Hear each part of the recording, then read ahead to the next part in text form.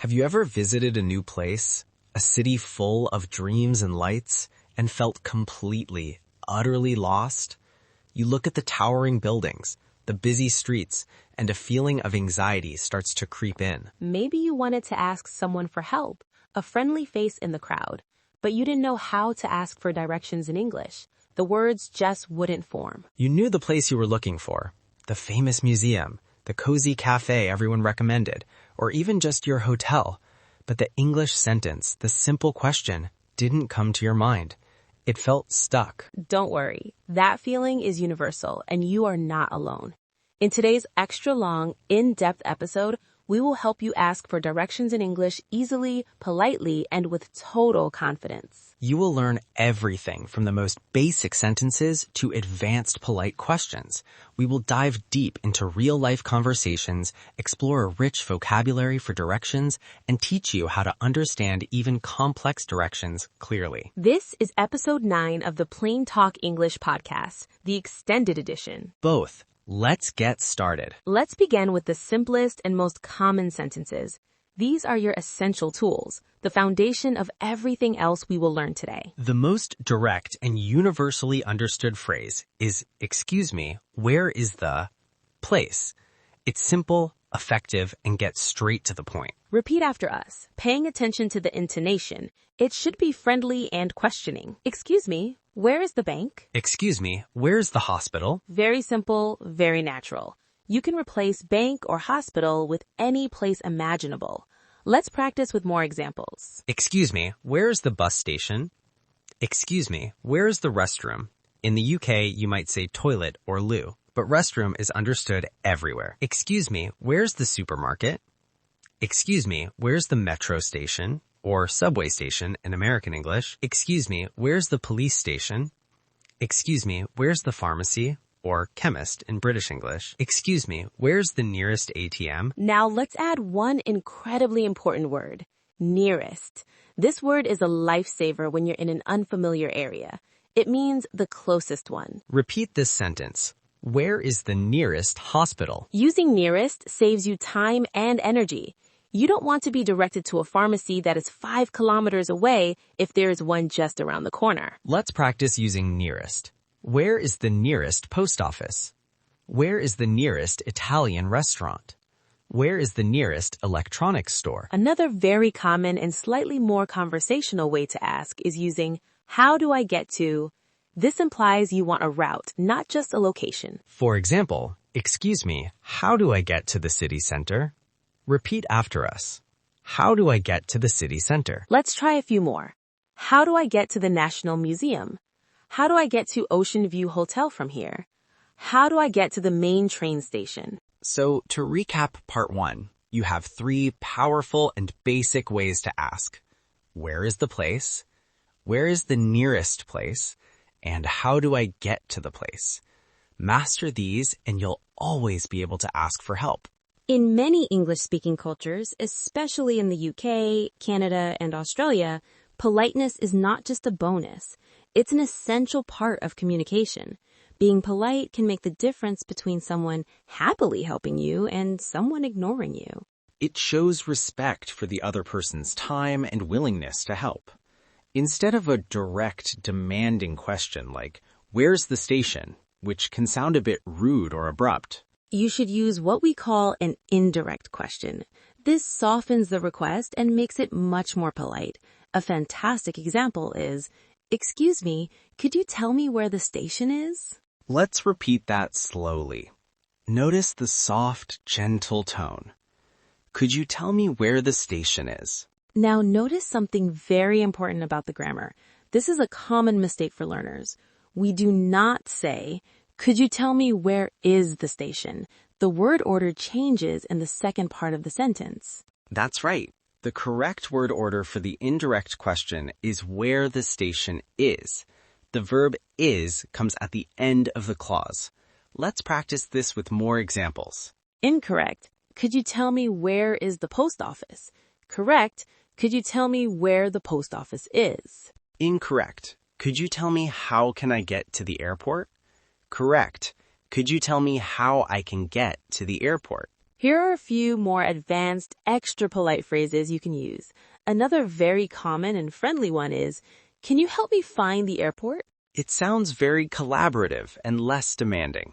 Let's repeat it. Can you help me find the airport? You can also frame your question as a statement about what you're doing. For example, "I'm looking for the post office." This is a very natural way native speakers ask for directions.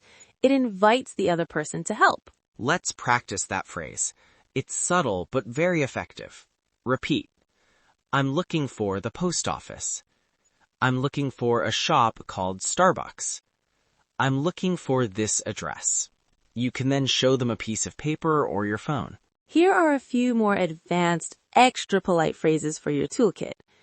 "I'm sorry to bother you, but I'm trying to find the library. I wonder if you could help me. I'm a bit lost. Would you mind showing me where the museum is on this map?" These phrases show an even higher level of courtesy. Let's repeat them. I'm sorry to bother you. I wonder if you could help me. Would you mind? Remember, starting with "excuse me" or "sorry to bother you" is always a good idea. It gets the person's attention politely before you ask your main question. Now let's build your vocabulary. Understanding the answer is just as important as asking the question. We will learn the essential words and phrases people use when giving directions. We'll say each phrase and you can repeat it after us. This will help you remember them and recognize them when you hear them. Let's start with the basics of movement. Turn left. Turn right. Make a left turn. Make a right turn. Go straight. Go straight ahead. Continue straight on. Keep going for about 2 blocks. Now let's talk about landmarks and relative positions. Go past the bank. This means the bank will be on your side as you continue moving. It's on your left. It's on your right. You'll see it on the left-hand side. Now for prepositions of place. These are crucial for understanding the exact location. It's next to the supermarket, right beside it. It's across from the park. Across from means on the opposite side of the street. It's opposite the station. Same as across from. It's between the bank and the cafe. In the middle of 2 things. It's on the corner of Main Street and Park Avenue. It's just around the corner. Very close, just after you turn. Now, let's learn some more useful vocabulary related to streets and city features. Traffic light. The red, yellow, and green lights that control traffic. Example, turn right at the traffic light. Intersection, or crossroads, where 2 or more streets cross each other. Roundabout. A circular intersection where traffic moves in one direction. In the UK, these are very common. T-junction, where one road ends and joins another, forming a T-shape. Block, a section of a street between 2 other streets. Example, walk for 2 blocks. Sidewalk, American English, or pavement, British English, the path for people to walk on next to a road. Crosswalk, American English, or zebra crossing, British English, the marked area on a road for people to cross. Landmark, an easily recognizable building or object used for navigation. Example, the post office is a big red brick building. It's a useful landmark. Let's practice a few sentences using this new vocabulary. Go straight until you reach the roundabout, then take the 3rd exit. Walk for 3 blocks, and you'll see the library on the corner opposite a big landmark statue. Cross the street at the crosswalk, and it's the building right next to the pharmacy. Excellent. Having this vocabulary will make understanding directions 100 times easier. Theory is good, but practice is better. Let's listen to a few real conversations. This will help you see how these phrases work together naturally. In this first scenario, I will ask for directions to a train station. Anna will give me the directions. Listen carefully for the vocabulary we just learned.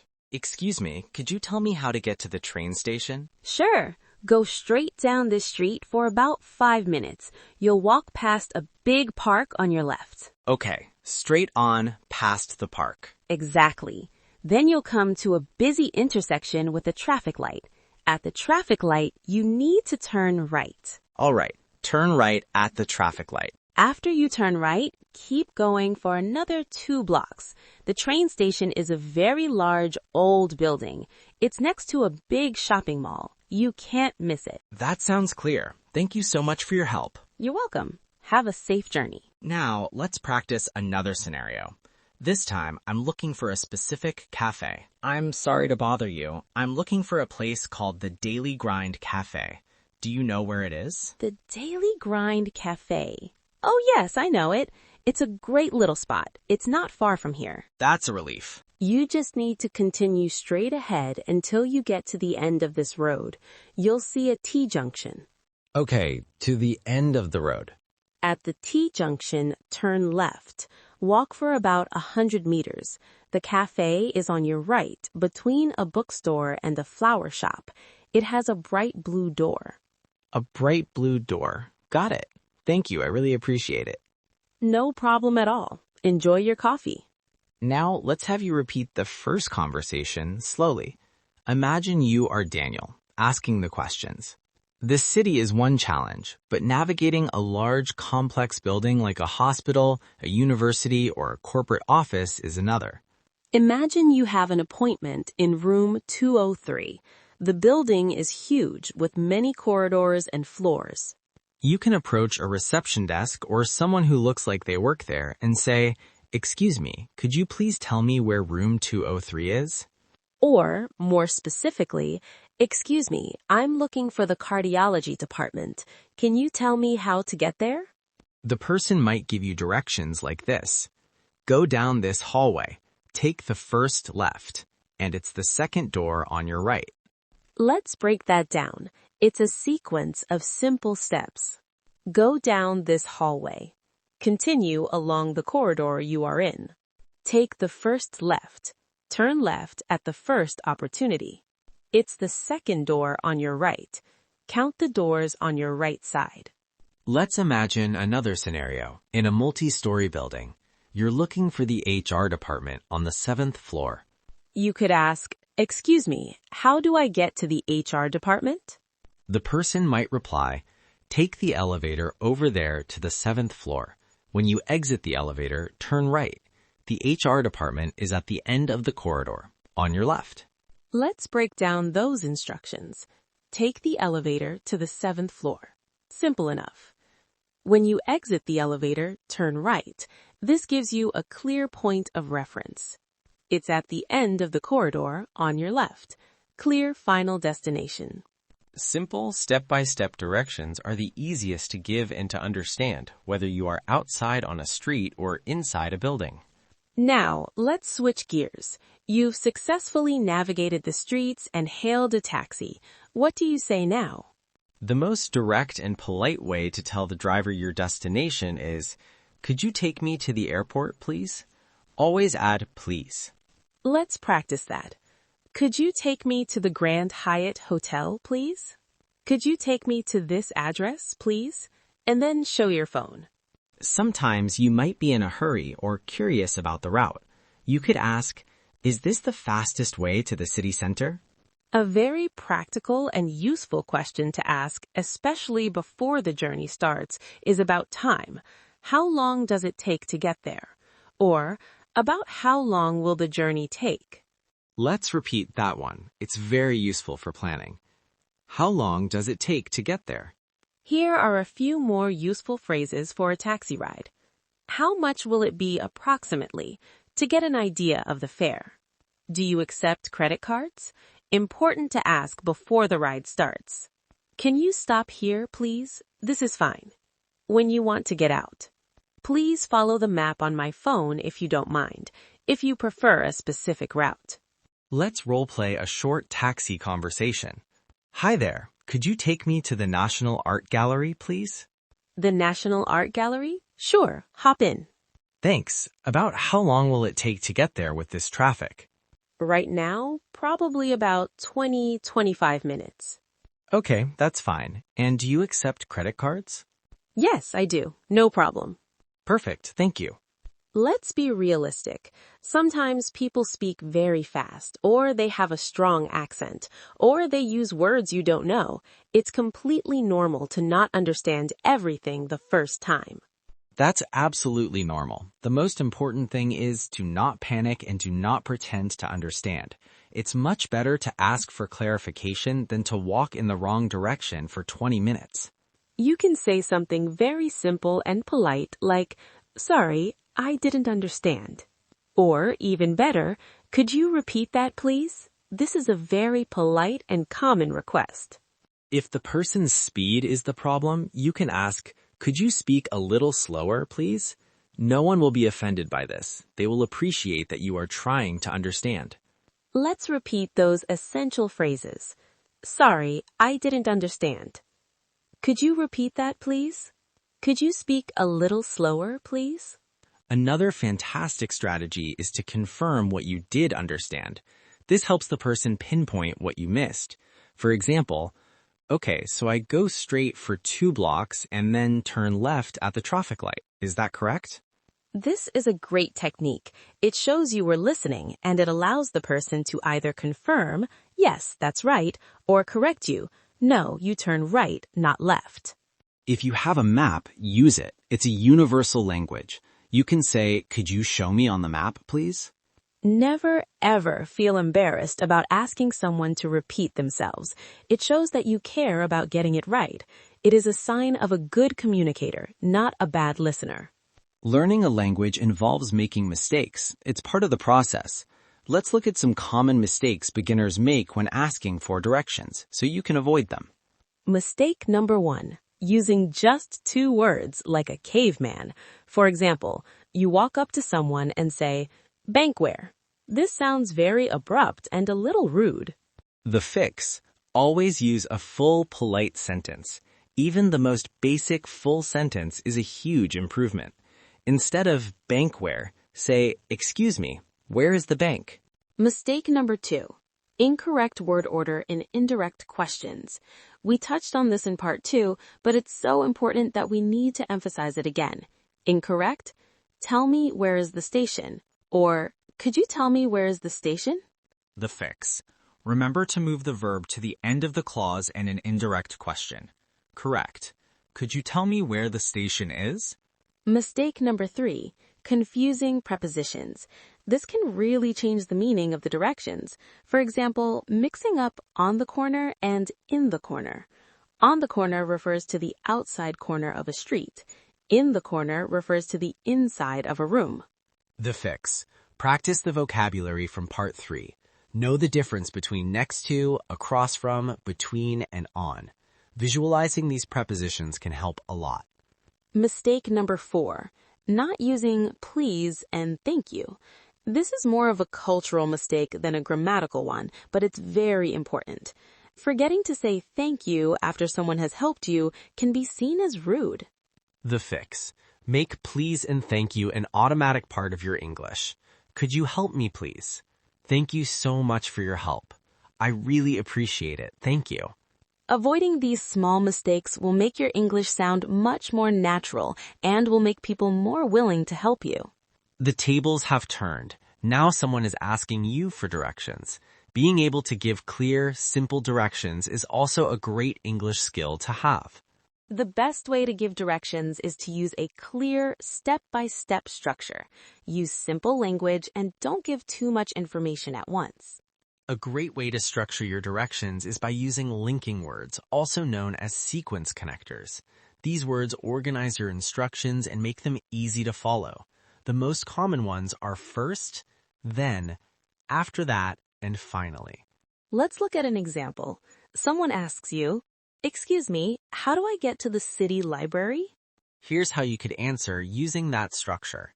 First, go straight down this road for about 2 blocks until you see a big supermarket. Then, turn left at the supermarket. After that, walk for about 200 meters. You will go past a post office. Finally, you'll see the library. It's a large white building on your right, directly opposite the main park. Did you see how those linking words, first, then, after that, finally, act like signposts in the directions? They make the instructions organized and much easier to digest. Here are some other useful tips for giving clear directions. Keep it simple. Use basic verbs like go, turn, and walk. Avoid complex sentences. Use landmarks. Mentioning a park, a specific shop, a statue, or a uniquely colored building is extremely helpful.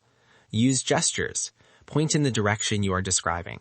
Hand gestures are a universal language. Speak slowly and clearly. Don't rush. Check for understanding. After you give the directions, you can ask, "Does that make sense?" or "Is that clear?" Giving good directions is a skill that makes you a helpful and appreciated member of any community. Practice it. Let's put everything together in a more complex, realistic scenario. Imagine you are a tourist in a new city. You're feeling a little lost and you need to get back to your hotel. You know the name of your hotel, the Sunset Inn, but you don't know the street name. You decide to ask a police officer for help. "Excuse me, officer. I wonder if you could help me. I'm a bit lost." Of course. What are you looking for? "I'm trying to get back to my hotel. It's called the Sunset Inn, but I'm afraid I don't know the address." The Sunset Inn. Ah, yes, I know it. You're quite a long way from there. You can't walk. You'll need to take a bus.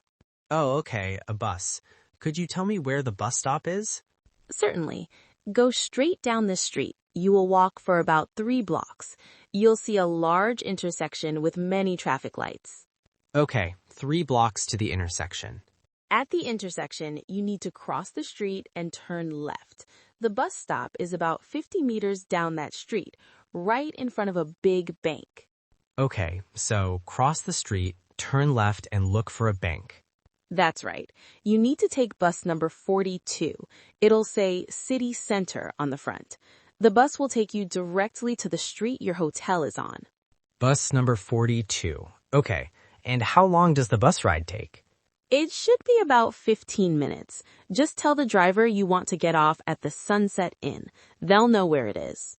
This is incredibly helpful. Thank you so much for your time, officer. You're very welcome. Stay safe.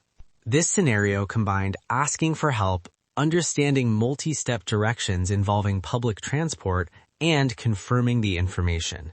This is the kind of real-world interaction you can have with the English skills you're learning today. Now it's time for a rapid-fire practice round. We'll say a phrase and you repeat it immediately after us. Let's build that muscle memory. Ready? Excuse me, where's the nearest bank? Could you tell me how to get to the airport? I'm looking for this address. Is it far from here? Is it within walking distance? Can you show me on the map? Sorry, I didn't understand. Could you repeat that? Turn left at the next corner. Go straight for about a mile. It's on the right, opposite the library. Take the second exit at the roundabout. You need to take bus number 12. How long will it take to get there? Thank you. I really appreciate your help. Excellent. The more you practice these phrases, the more automatically they will come to you when you need them. Knowing the words is only half the battle. The other half is having the confidence to use them. First and foremost, don't be afraid to speak. Remind yourself that most people are kind and will be happy to help you. They will appreciate that you are trying to communicate in their language. Speak slowly and clearly. It's better to be slow and understood than fast and misunderstood. Use simple sentences. You don't need to be Shakespeare to ask for directions. "Where is the bank?" works perfectly. Confidence is more important than perfect grammar. If you make a small grammar mistake, who cares? If the person understands you and you find your destination, you have succeeded. Your goal is communication, not perfection. Remember your body language. Smile. Make eye contact. A friendly and open posture makes you much more approachable and makes people more willing to engage with you. And finally, remember that every expert was once a beginner. Every native English speaker was once a baby who couldn't speak at all. Practice daily, even if it's just for 5 minutes. Your English will improve step by step, and so will your confidence. Your homework challenge for this week is a bit more advanced to reflect our extended lesson. We want you to write a full dialogue. In the dialogue, you are a tourist who is lost in a big city late at night. You need to find your way back to your hotel. You will ask a stranger for directions. Your dialogue must include a polite opening to get the person's attention, your main question, asking for directions to your hotel, a moment where you don't understand the directions and have to ask the person to repeat or speak more slowly, the other person giving clear step-by-step directions using landmarks, you confirming your understanding of the directions, a polite closing where you thank the person. After you write the dialogue, we challenge you to practice speaking it aloud at least 5 times. Try to play both roles. If you're feeling brave, record yourself on your phone and listen back. Today, you did more than just learn a few phrases. You built a complete toolkit for navigating the world in English. You learned basic and polite ways to ask for directions. You massively expanded your direction-related vocabulary. You practiced with real-life conversations. And you learned how to handle situations where you don't understand. Practice these sentences. Read over the script. Do the homework.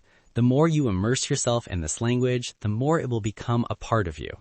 This was the extended edition of Episode 9 of the PlainTalk English Podcast. Keep practicing, keep speaking, and keep exploring the world with confidence.